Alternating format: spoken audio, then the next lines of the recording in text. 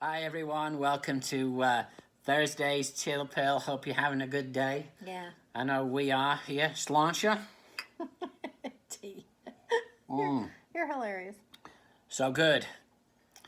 All right, so just want to, as we get started today, I just want to say a great big thank you to Chris and Michelle for all you're doing for all the kids in the neighborhood. They're real heroes. You know, the whole shop's been taken over with food, and they're doing an amazing job. They're serving like 100 kids every single day. They've been doing it 7 days a week. Wow, Isn't that's that amazing? amazing. It's a wonderful ministry, you guys. I know. They're going back to 5 days a week now, but they're still giving food on a Friday for the weekend. So it's like, triple the load there. Awesome. But they've had a great team. Look, I can't mention everybody because I don't know everyone that's over there. The people I've heard of over there, I know Kevin's been there and Suzette, and I think Judy's been helping with stuff, and Tara Phillips has been there all the time. And Len helped. Laurie Sanford, Len came with over and helped them out. Great job, and so they've been guys. having hot food as well as cold food. Look, I know, I'm sorry I'm leaving people out, but I've not been over there yet. We've been self-quarantining for 2 weeks, and we're about to emerge, but we're just been at home all this time, except walking outdoors. So And we have to all still be careful, right? Yeah, Because we've we all do. got to stay away from each other as much Yeah, as possible. we do. So that we don't spread this thing. Right. So just keep taking lots of precautions. You know, if you're coughing at all or sneezing, obviously don't be around anybody. Wear a mask if you do have to absolutely go out, so that, keep everybody safe. We've got a good record here, in Fulton County. Right. 0 cases so far. So Thank God.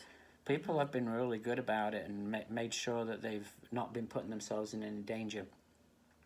Anyway, you heard a joke today. Yes. You said you want to... Do you think you're up for it? We had a family... I'm not good at this. We had a always family fail. call. We had a family call today. It was hilarious, and we even got our son and daughter-in-law in Switzerland, and our son and his wife and family in North Carolina. Yeah. And then we had our daughter and her family in Michigan too. Okay. The daughter in Ohio couldn't be there today because they had something else on. But anyway, we still had a great time. Total chaos with all the grandkids, it's and they all wanted to talk at mad. once. It's great. I love it. Anyway, here goes. This Okay. is what I heard today. Are you smart? What do you think? No, it's a simple yes or no question. Are you smart? Sometimes, I think. Sometimes not. Okay, yeah, I'll say yes. Go on. Spell it. Spell smart. S-M-A-R-T. What? I said spell it. Oh, come on. I did. Voila. So I guess I'm not as smart as I thought I was, huh? I thought that was a good one. For it. Hey, we wanted to share something today with you from Philippians. And I want to stay on this theme because, people are locked in to small spaces, get cabin fever. Like we said yesterday, we're hearing from a lot of people that my husband's driving me crazy, or my wife, the kids. It's not funny, but... it's conflict resolution. Yeah. Is really hard, and when I think about, we've been helping a lot of couples over the years. One time we were doing it a lot at one church, and it was like all the time just trying to help people with their conflict resolution issues. And we discovered something really important, that one of the biggest factors in couples either staying together or not staying together was their ability to work through a conflict. Some people just couldn't do it. Right. And we're going to talk about that, but just to show you, this happened too in the Bible, in biblical days. It's in Philippians, and it says, I plead with you to agree. Eudia and Syntyche, I plead with you to agree in the Lord, because sometimes it's not easy to agree with somebody. No. They've got a different point of view. You've got a point of view. They do something you don't like. You do something they don't like. And before you know it, there's a conflict. and people are starting to pull apart. It's so easy to pull apart, but it's very hard to stay together. What do you think some of the key factors are in, for example, if someone's listening right now and they're having an issue with somebody and it's a conflict, you can call it something else if you want, but ultimately it comes down to a differences of opinion or style or personality, but it's a conflict. So what are some of the key factors in trying to work through it? Because a lot of people can't. Well, I think, and we've been married 38 years. Yeah, right? we've had them. And we've had our fair share. We still do. So, well, I'm using that as an example because no matter how long you're married, the challenge of this doesn't go away. Yeah. You don't suddenly get to a spot where, boom, absolutely no more conflict. I mean, life just seems to, bring different challenges, different questions, different ideas. And so we're constantly moving and constantly learning and constantly growing. And whether we're talking about marriage relationships or family relationships in general. So nobody's got this like totally nailed. That's Right. why the scripture's like pleading with them. Yeah. Work on this. Yeah. So the first thing is I would say is you've got to want to. Right. Because seriously, if that's you don't big, want to yeah. get on with somebody, you're never going to get on with them. And you Yeah. know what? You're going to rationalize it and find all your reasons why you do not want to get on with this person. So want is the first thing. And that means you don't walk away from each other. That's important. You don't just say, right, well, have it your way, and then walk off. Yeah. That's not getting anybody anywhere. I'll give them the silent treatment. Oh, yeah. Yeah. That's an awful way to respond to somebody talking to you, and you're like, That's, by the way, that's something she never does. Never. I don't know how to be silent. The silent treatment, not in this house, folks. But it's just frustrating for people Yeah. because it doesn't tell them anything. So Yeah. I would say... You're left to guess what's wrong. Yeah, and we're not mind readers and we don't know.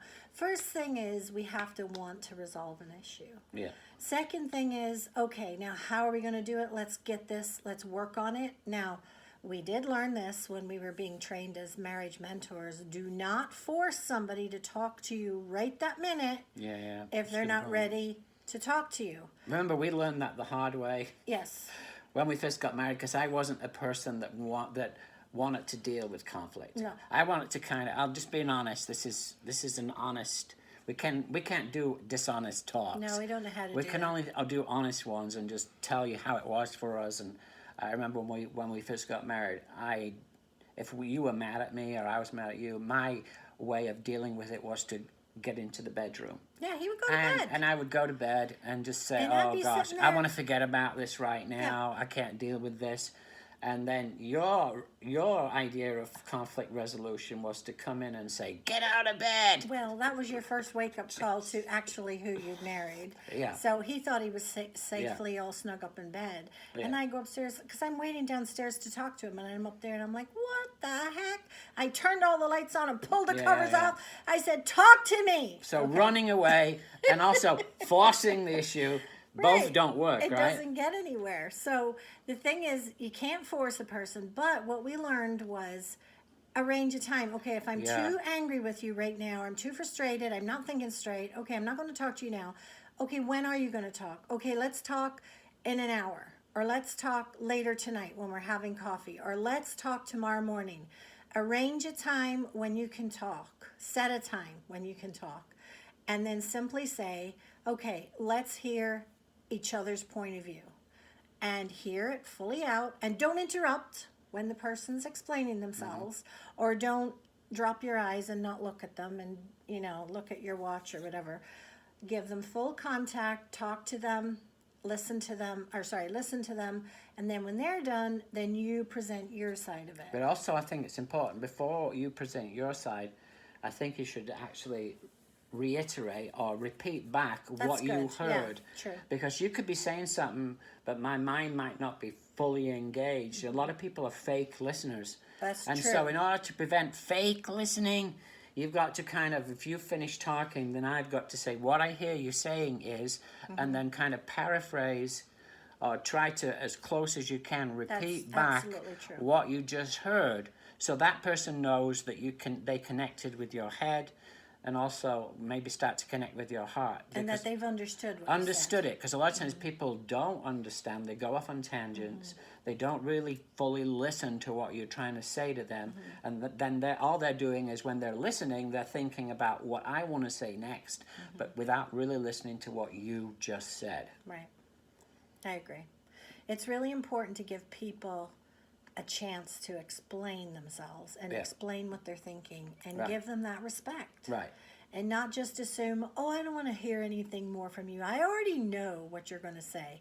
Don't say that to each other. Yeah, yeah. Even if it is the 10th time you've heard something, listen to it again, because clearly you've not understood it yet. Otherwise, you wouldn't be still arguing about it. Now, there's lots more steps in this, but we'll pick this up tomorrow. I think we're going to pick this talk up tomorrow on conflict resolution, working through issues, because there's so many factors that come into it, like in terms of a personality, in terms of history together, in terms of how you can work through it, how you can get to a compromise, how you can have different points of view and still somehow meet in the middle, how you can focus on maybe win-win situations instead of me win, you lose every time, but working through these together. There's a lot of factors, so we'll pick this up tomorrow, okay? All right. Hey, pip, pip, And cheerio.